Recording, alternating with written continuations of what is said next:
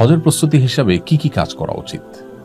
হজে যাওয়ার আগে বা আমরা মক্কায় পৌঁছার পর মূল হজের আগে প্রস্তুতি হিসাবে আমাদের সবচেয়ে গুরুত্বের সাথে যেটি করা উচিত তা হলো হজের মানসিক প্রস্তুতি গ্রহণ করা।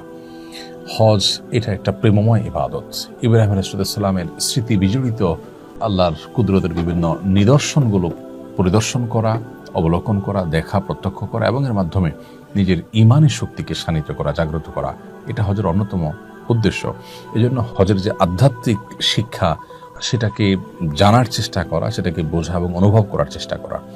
এজন্য প্রমিনেন্ট ওলামা একরাম তাদের বক্তব্য যেমন শোনা যেতে পারে এবং এ সম্পর্কিত বহু বই পুস্তক আছে। আমাদের ইসলামের পূর্বসূরীদের হজ এবং ওমরার ইমান জাগানিয়া বিভিন্ন দাস্তান আছে, সেগুলো আমরা পড়তে পারি।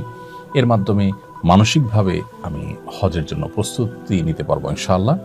দ্বিতীয়ত, হজের বিধিবিধানগুলো যেহেতু জীবনে বারবার করে আমাদের পালন করার মতো সুযোগ আসে না, সচরাচর জীবনে একবার ফরজ হয়, সেজন্য কোনোভাবে যেন মিস না হয়, ভুল না হয়, বড় কোনো ত্রুটি যেন না হয়, এমনকি ছোট ত্রুটিও যেন না হয়, সেজন্য হজের আদ্যপান্ত জানার চেষ্টা করা। নবী করিম সাল্লাল্লাহু আলাইহি ওয়াসাল্লাম বলেছেন, খুযু আন্নী মানাসিকাকুম, তোমরা তোমাদের হজের বিধিবিধানগুলো আমার কাছ থেকে গ্রহণ করো, আমি যেভাবে করেছি সেভাবে তোমরা সেগুলোকে সম্পাদন করো। অতএব নবী সাল্লাল্লাহু আলাইহি ওয়াসাল্লাম কীভাবে হজ করেছেন, কোন জায়গায় কী করতে বলেছেন, কোন জায়গায় কোন দোয়া পড়বেন এবং দোয়ার জায়গাগুলো কি কি, কোনটা ফরজ, কোনটা ওয়াজিব, কোনটা নফল, কোনটার পরে কোনটা, 8ই জিলহজ থেকে নিয়ে 13ই জিলহজ পর্যন্ত আমরা এই দিনগুলোর কখন কোন কাজটা করব, স্টেপ বাই স্টেপ আমাদের জানতে হবে।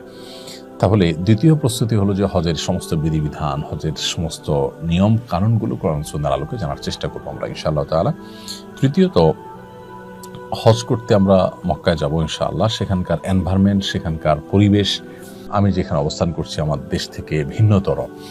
অতএব সেখানে গিয়ে সুস্থ সবলভাবে আমি নিরাপদে নির্বিঘ্নে যেন ইবাদতবন্দি করতে পারি, স্মুথলি যেন আমার সমস্ত দোয়া এবং ইবাদত, তওয়াফ ইত্যাদি নিবেদন করতে পারি, সেজন্য শারীরিকভাবেও নিজেকে প্রস্তুত করা এবং সেখানকার প্রতিবন্ধকতাগুলো মাথায় রেখে আমাদের প্রস্তুতি গ্রহণ করা। এভাবে ত্রিমুখী প্রস্তুতি যদি আমরা গ্রহণ করতে থাকি ইনশাআল্লাহ হজ অর্থবহ হবে। সেই সাথে আর একটি সম্পূরক প্রস্তুতির কথা বলবো, আল্লাহর কাছে দোয়া করা যে আল্লাহ আপনি আমাকে সুস্থ সবলভাবে স্বাভাবিকভাবে হজের সমস্ত কাজগুলো সম্পাদন করার তৌফিক দান করুন। হজ একটা কষ্টসাধ্য ইবাদত। নারীদের হজকে জিহাদের সমতুল্য বলেছেন নবী সাল্লাল্লাহু আলাইহি ওয়াসাল্লাম। বিধায় এটি আল্লাহ সহজ করলেই সহজ হবে, না হলে কিন্তু সহজ হবে না। সেজন্য দোয়া করতে থাকা এবং আল্লাহ যেন মাবরুর হজের তৌফিক দান করুন, সেজন্য বিশেষভাবে আল্লাহর কাছে আমরা দোয়া করবো ইনশাআল্লাহ তাআলা।